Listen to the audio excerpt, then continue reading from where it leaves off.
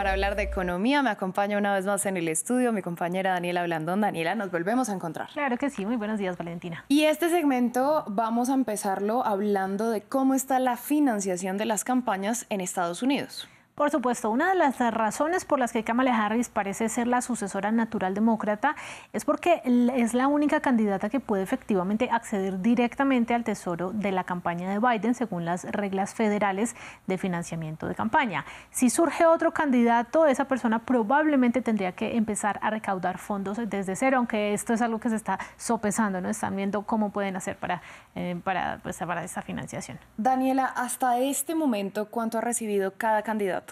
Claro, la Comisión Federal Electoral rápidamente cambió el nombre de Joe Biden por el de Kamala Harris en sus registros y presenta cifras con corte al 30 de junio de 2024, es decir, hace casi un mes, cuando todavía no se había anunciado el retiro de Joe Biden, pero sí días después del cuestionado debate que tuvo con Donald Trump.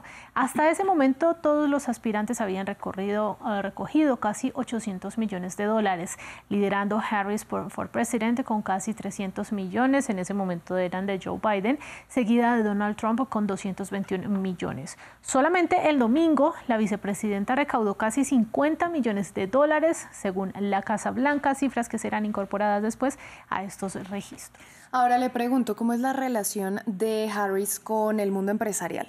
Bueno, vamos a hacer un resumen rápido. Cuando fue fiscal general de California, puso entre las cuerdas a algunas empresas por temas de competencia, pero en general su relación es buena con las compañías, por ejemplo, con las tecnológicas. Es bastante buena. Como candidata fiscal general de California, aseguró a los posibles donantes del entonces que ella era capitalista y se la ha visto cómoda con destacados ejecutivos e inversionistas. De hecho, su cuñado Tony West es el director jurídico de Uber. En su momento llegó a recibir donaciones de personajes como Reid Hoffman, quien es cofundador de LinkedIn. Otros ejecutivos de grandes tecnológicas también la han apoyado en su momento, como Sheryl Sandberg, exdirectora de operaciones de Facebook, y Mark Benioff, el multimillonario CEO de Salesforce. Sus posturas ahora sobre clima y energía son similares a las de Biden, pero a lo largo de su carrera ha dejado muy claro que la energía limpia y la justicia ambiental son sus prioridades. Ha tenido una postura firme contra las grandes petroleras cuando ocupó puestos clave en California. También como vicepresidenta ha participado en la implementación de políticas de la Agenda de Protección Ambiental. Sobre inteligencia artificial, en un discurso pronunciado en noviembre de 2023, advirtió sobre su amenaza existencial y dijo que podría inclusive poner en peligro la existencia misma de la humanidad. Pues el problema es la velocidad a la que se está desarrollando. Claro que sí, ella se reunió inclusive con esta gente, con los principales promotores de la inteligencia artificial y les dejó ver estas dudas que tiene. Bueno, Daniela, algunos multimillonarios, como no podía ser de otra forma, pues ya han reaccionado a este retiro de Biden y a la posible candidatura de Harris. Por ejemplo, Alex Soros, quien es el hijo del empresario multimillonario George Soros, que maneja miles de millones de dólares en activos y quien también es uno de los megadonantes de la campaña, publicó el siguiente mensaje en X junto a Harris en señal de apoyo a su candidatura. Es hora de que todos nos unamos en torno a Kamala Harris y derrotemos a Donald Trump. Ella es la mejor y más calificada candidata que tenemos. ¡Viva el sueño americano! Vamos ahora con Greg Caruso, un multimillonario promotor inmobiliario de Los Ángeles, quien reconoció que Harris es una buena opción, pero prefiere un proceso abierto. La vicepresidenta Harris puede surgir como la mejor opción, pero permitir un proceso abierto es consistente con la fortaleza fundamental de nuestra democracia y garantiza un futuro mejor para todos los estadounidenses. Pero como las reacciones vienen de lado y lado, vamos a hablar de Donald Trump porque hay un enorme grupo de multimillonarios conservadores que lo apoyan. Por ejemplo, el magnate Elon Musk, quien comprometió alrededor de $45 millones al mes para un nuevo supercomité de acción política pro-Trump, informó el Wall Street Journal hace unos días. En su cuenta de X de su propiedad, muestra una imagen de Kamala Harris diciendo: imagínense 4 años de esto. Y es justamente lo que nos estamos empezando a imaginar. Todos nos estamos imaginando 4 años de Kamala, pero también Donald Trump no se queda. Sí, no hay ninguna duda. Vamos a hablar ahora de cifras que hay hasta este momento en Estados Unidos en economía.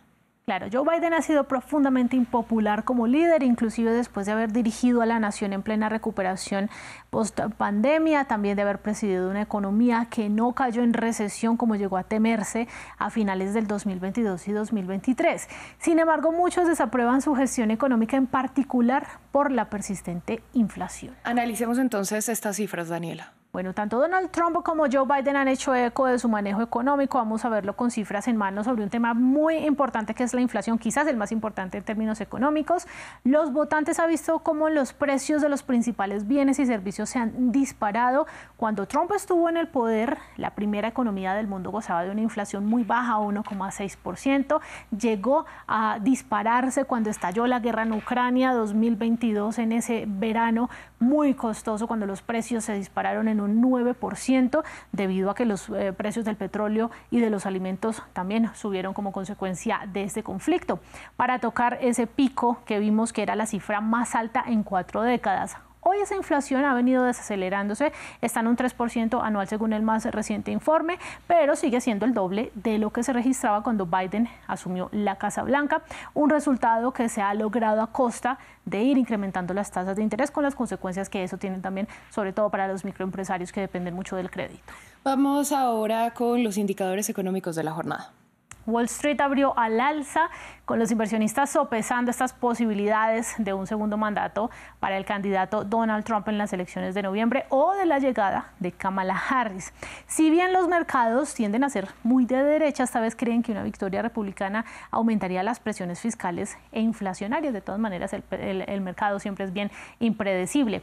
En Europa los mercados operan significativamente al alza al punto del cierre, pues el retiro de Biden inyecta cierto grado de optimismo, sobre todo porque se acaba un poco la incertidumbre, mientras que las criptomonedas, que han tendido a beneficiarse de las posibilidades de un regreso de Trump, se estabilizaron después de haber caído el domingo tras el anuncio de Biden.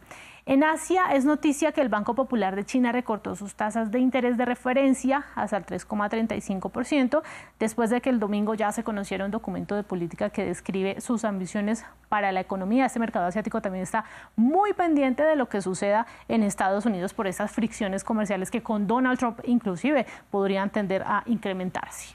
Pues sin duda, Daniela, lo que hemos visto es que todas las noticias y todo lo político va a impactar la economía. Muchas gracias por esta ampliación. Bueno, nos vemos acá toda esta semana seguramente para seguir hablando de Estados Unidos. Claro que sí. Nosotros vamos a continuar en Directo América con nuestra sección de deportes.